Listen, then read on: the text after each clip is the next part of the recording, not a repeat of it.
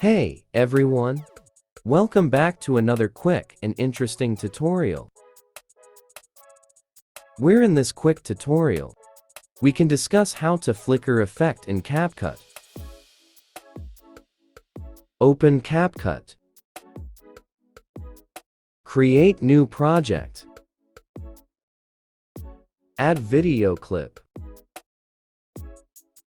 Click Effects option. Then click Video Effects. Drag and select Nightclub option. Select Black Flash to effect and apply. Then adjust flash effects. And export your video. I hope this video will be helpful for you. Make sure to hit like button and subscribe for having such more helpful or interesting tutorial.